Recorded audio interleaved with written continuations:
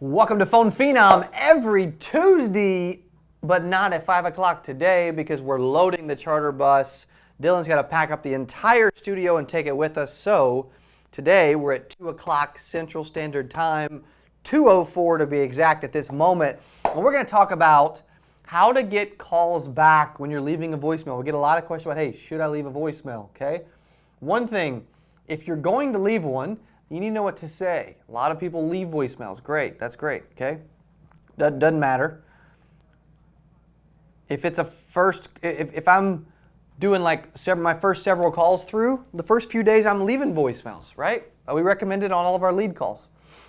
Also, I want to mention, Dylan's got his 8% Nation cap on today. The 8% Nation, the conference built to help agents succeed, get you in the same room, and blow up your biz, is in 66 hours and 56 minutes from now. Was that some quick math, Dylan, or was that some quick math? That's some quick math. Do we get you mic'd up today, bro?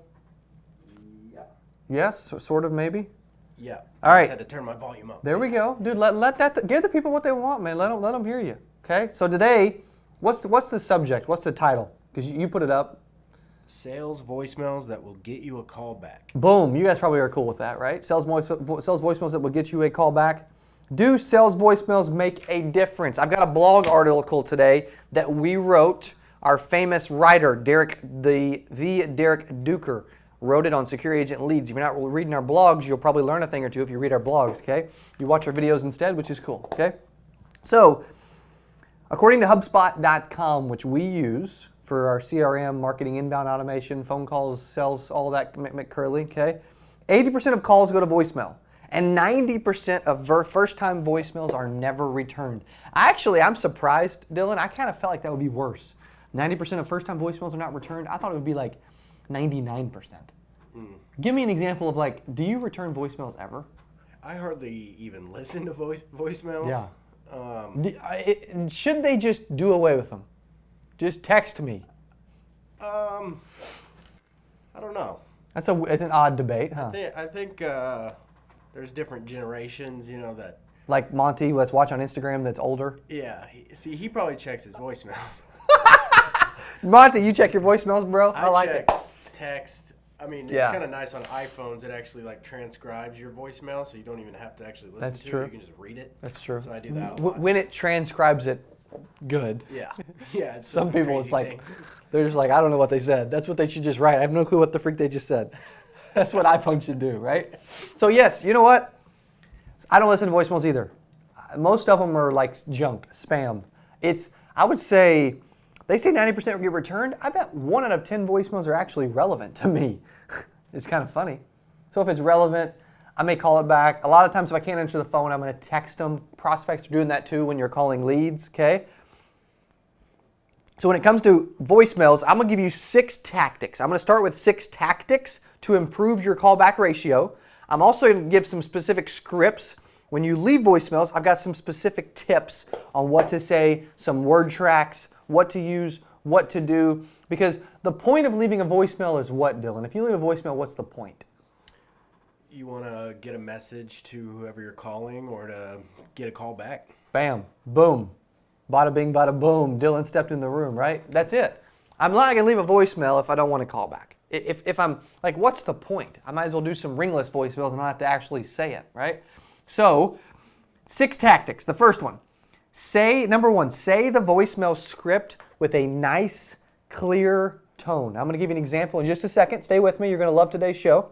Tone is 86% of your communication. It's all about getting better on the phone. Why would we use the phone? Why would we do different things if we don't want to be poor with it or just stop using it, right? What's the point? So, tone is 86%. You can also sound fake, right? You get those fake voicemails all the time, I'm sure, Dylan, where someone's like, hey, you just won a car. Thanks for entering the giveaway. You're the one lucky winner of 8 million people on planet Earth, and you're going to love it. You probably always call those back, right?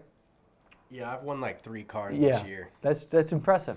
All 3 of them are sitting in the parking lot, right? Yeah. Okay, so that's number 1, tone, all right? Use some decent tone.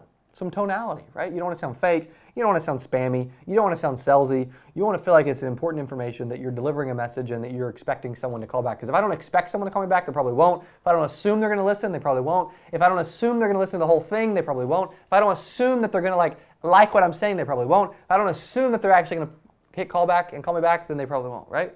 That's just sales. It's an assumptive deal, okay? Number 1 is tone. Number 2 is tell them you have good news for them regarding the information they've requested, okay? Because you're reaching out to them because they requested more information. You're pretty much you're not even calling them. You're getting back to them, right? You're not calling someone. I'm not following up. I'm not, just calling you back, okay? I'm not just reaching out. I'm getting back to someone that begged me to talk to them. That's just the way it is, okay, with leads especially. So 2, good news for them regarding the information they requested. Number 3, express urgency and state you have a few quick questions to ask and to go over. Urgency is key because, Dylan, if which one of you are more likely to call back? Dylan, hey, I got some good news. I'm getting back to you. Hey, call me back as soon as you possibly can. Got a quick question for you. Here's my number. Or, hey, Dylan, this is Roger. I'd love to talk to you. I've got an hour. The next hour's free. If you'd like to talk the whole time, it'd be wonderful. I think everything's going to be good. At the end of the day, you're going to love what I have to say. And again, I'm supposed to call you. You bet you wanted me to call you, and we should talk, really. If Dylan, I think you should call me back. You're probably number 2 because you love to kill time. Yeah, I was going to say, I would listen to number 2 more because that was hilarious, and I'd probably show all my friends, check out this guy. This dude sucks. If I was actually going to call someone back, it'd be number 1. Yeah, thank you. I like that. Well, when are we going to start a show where we tell jokes back and forth? Just started. Insurance. People would listen. Would you guys listen in comments? Come on, get alive today on Facebook, YouTube, and Instagram. Insurance comedy hour. Dude, get you and Keith in here. Maybe Duker. Definitely not Mabin, right? Definitely not, no. Maybe Greg. Express urgency. State you have a few questions to ask and to go over. Because urgency creates this, even if it's not true, urgency creates, because sometimes you'll have a quick question and you'll ask 2 questions. Well, you're not lying. It's just maybe you discover you need to ask another question, right? But urgency creates the ability and the psychology that, there's a limited time, right? It's exclusive. It's something you got to do quick, right? Urgency creates, I love urgent stuff when it's hey, dude, come on back as soon as you possibly can. I got a quick question for you. It's oh, right? It's different, okay? So then number 4, let them know you're going to be in the area and ask about a drop-off time. Hey, I'm the underwriter. I'm the expert. I'll be out in your area on Friday. Should I drop it off in the morning or afternoon, which is better, right? That is different, okay? And I'm going to give you specific examples. Also, Dylan, if you can throw me a pen, I'm going to make some notes as I'm sitting here talking. I'm going to even add a couple things today that I'm going to do. Look at that throw and catch, man. It's like freaking Brady to Edelman right there. Also, I'm going to mention how I'll just drop it off as I'm going to add a couple other things that aren't in the blog, Duker, that we're going to talk about a little later in the show. We've been going about 8 minutes, and we got about 8 to 12 left, okay? So let them know you're going to be in the area and that you're dropping it off. Something about a drop-off makes someone okay. Go watch on Instagram. If you're on Instagram, go watch on YouTube, right? And if you're not subscribed to our YouTube, you just got to be, okay? You just have to be. We're about to hit 9,000 YouTube subscribers that are only insurance agents. I'd love you to be one of them. There's one of these, I'm not well, this one's, there's one that's good, but listed the phone number twice in the voicemail and will ensure they have the information, because a lot of times someone will say the number real fast, 972-6471, and then it's one time and I got to go back and listen to the whole voicemail again to get the actual number, and I'm probably less likely to do that. But if they leave it twice, I'm oh, well, let me write it down now because I'm about to hear it again. So I think listing it twice towards the end of the voicemail is good, not in the beginning. Also, this one's, I'm on the fence about it a little bit, I'm not going to lie. Act like you know the prospect and you're less like another salesperson. The more personal the message, the better. Not like that you know them per se, but like that you're not trying to sell them something right away, and scare them off. It's more of, hey, make it more personable. Make it less corporate. Make it less salesy. Make it less boring, and you'll probably have a chance to get a chance of getting a call back. Now, Now that we have some strategy in mind from some actual tactics and tips, let me give you some specific scripts for some sales voicemails, right? And it's similar to our script that we call when we're actually calling leads, okay? Betty, hey, it's Cody. That sounds different, doesn't it, too, than, hey, looking for Betty Smith, this is John Doe, right? It just sounds better. Betty, hey, it's Cody, right? It just, Dylan, does that sounds different, right? Yeah. You get that, right? Betty, hey, it's Cody. I'm getting back to you. Oh, what's he getting back to me about, right? I'm getting back to you about your request for the new Medicare information. I'm the field underwriter that's supposed to drop off the information. Call me right back as soon as you possibly can to set up delivery. Here's my number twice, right? Simple, direct, a little bit of urgency there. Maybe not enough, but decent.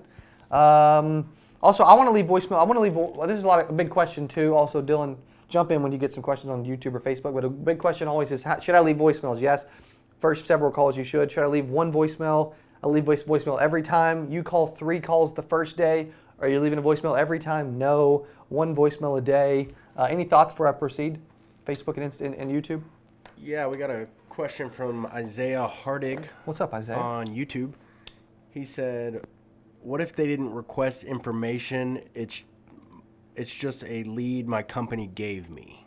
Then they did. You know what I mean? Like, okay, so I'll answer it in 2 ways. Number one, if someone gave you the lead, then they requested information. However, if it's a cold call, okay, if it's just a cold call, they're not expecting your call, then you may not want to even leave a voicemail. Or you want to find some way to create urgency, get it, and literally get them to call you back, right? You know, if I was cold calling a business owner, you know, John, hey, it's Cody.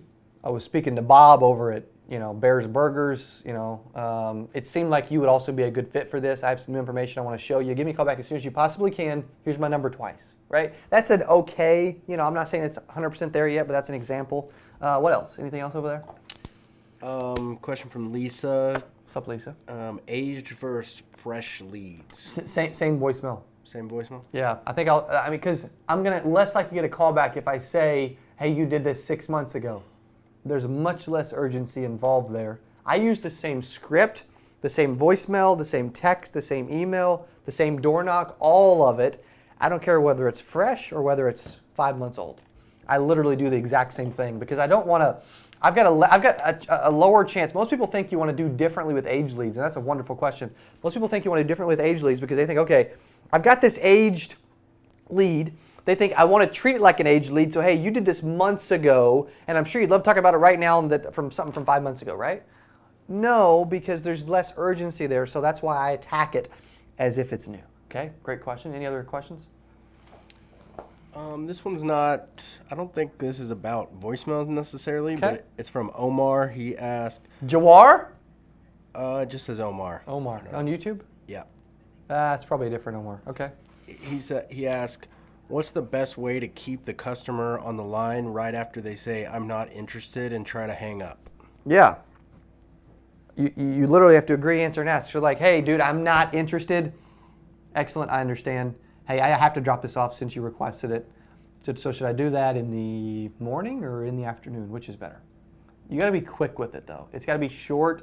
If you're wanting to, they're not going to say I'm not interested, and then you puke on them for 60 seconds. Don't finish with a question, and then something miraculous is going to happen. So with that, you got to know what you're going to say, script it out, be agreeable, say something to answer their objection real quick, finish with a question, keep it under 15 seconds. Take control of the conversation, but it's got to be quick though. If you pause, it's dead. Okay. Any other thoughts?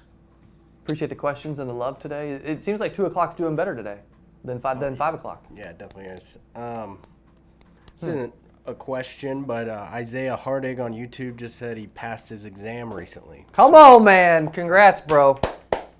Let's give it up, everybody. Give it up for Isaiah. Yeah. All right, way to go, bro. Congrats, man. That's exciting. Seriously. Thanks for watching this stuff. Thanks for passing your test. Welcome to the greatest industry on planet Earth, my man. But yeah, that's it for now. Cool. Also, in comments, is it better to do a show at 2 o'clock or 5 o'clock?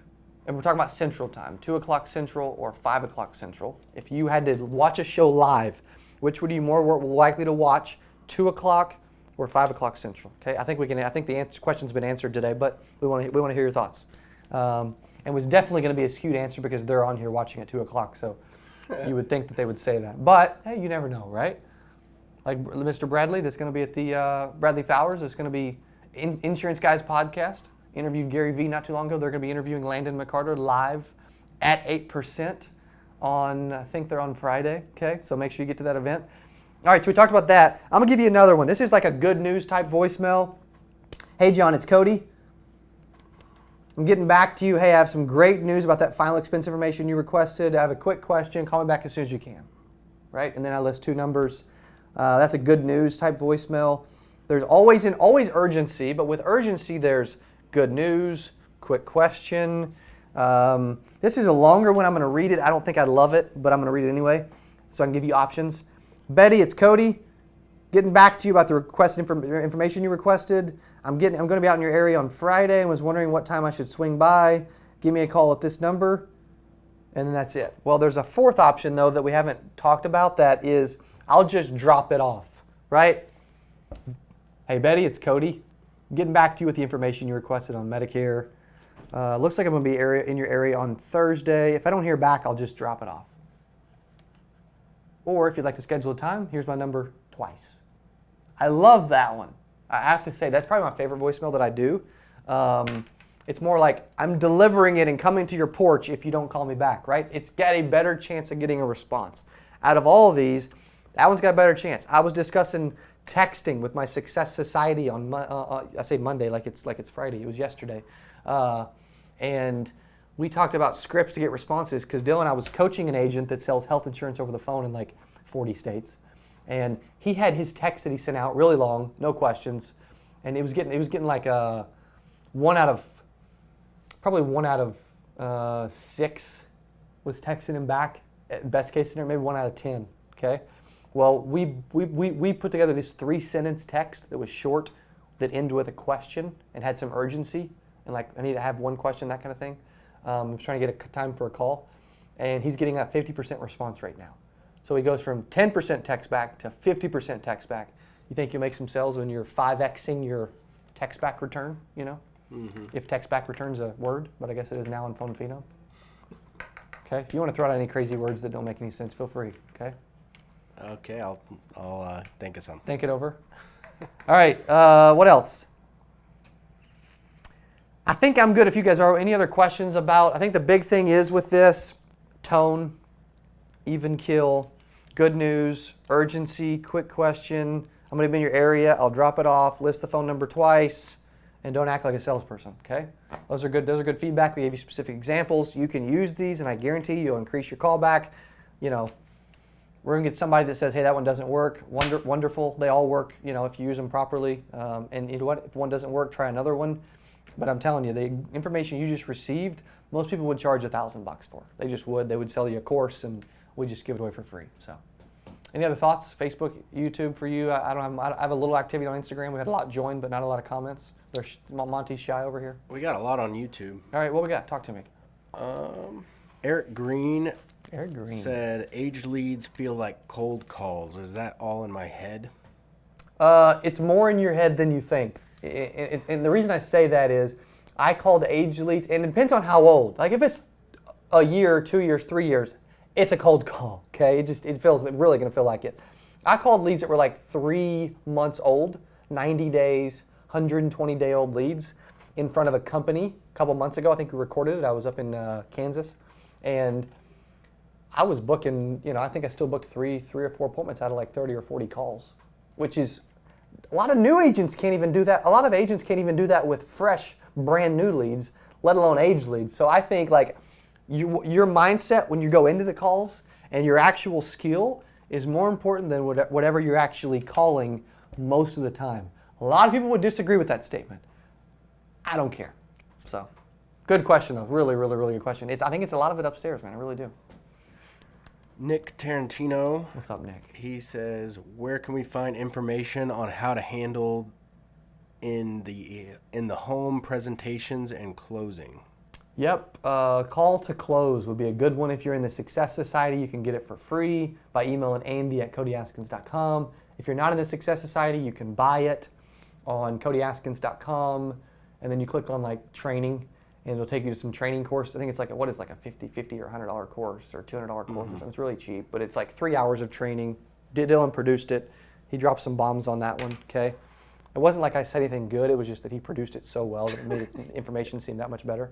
But we went through. Is that Landon? It has to be because he's like, look, there's eyes up by the door, top of the door frame, which is awesome. We're talking about voicemails. Landon, any tips? Anything you want to add? As he exits stage right. All right. Well, that was funny though, because literally I could see like eyeballs looking through the door crack, but they were up there by the door frame, so you knew it had to be Landon. Okay. Yeah, so there's call to close. That's a great way to like look at the presentation. In the Success Society, we went over benefits presentation in the week before last. I think Nick T was in the Success Society call yesterday. I saw the name. So, Hope would like to hear a script for door knocking. okay, perfect. So and we got a lot of videos on this too, but I like to take a step back. Okay, I like to make them feel comfortable. Hey Betty, I'm Cody. How are you doing today? Right? Okay, then you break the ice a little bit, briefly. You just take a step back, open your arms, smile, say something nice, right? That's kind of my way of opening the door knock, right? Then, hey, it's Cody, getting back to you about the new final expense information that you requested. I'm the local field underwriter. They sent me out here to drop the information off. Can I come in for a quick second? Boom. And then when you get objections, no, it's really busy. Perfect. I just need like 60 seconds. Okay. You can even set your timer at the end of 60 seconds. If I'm not done, you can kick me out. All right. Does that sound fair enough? Should we sit at the couch or the table? And then smile again and bada bing, bada boom, step inside the room. You know, that was pretty good, wasn't it? Yeah. You may have to use that. I'm in a mood today too. I don't know what it is, but that was Hope, right? Yeah. Hopefully that helped. Hope. Okay. Thanks for the question. That's good. Appreciate it. Anything else, DC? Omar just said, man, please let us know when you're coming back to Florida. Dude, you should have been in Tampa, bro. Was he in Tampa? I don't know. I don't know either. I don't remember all the names. Sorry, buddy. Wait, is Omar... I don't think it's Omar Jawar from Dallas. Or is there Well, another that one? wasn't... what was Larry Buckaloo's buddy? I don't think it was Omar. It might That was at the house that night? Yeah. At the retreat house?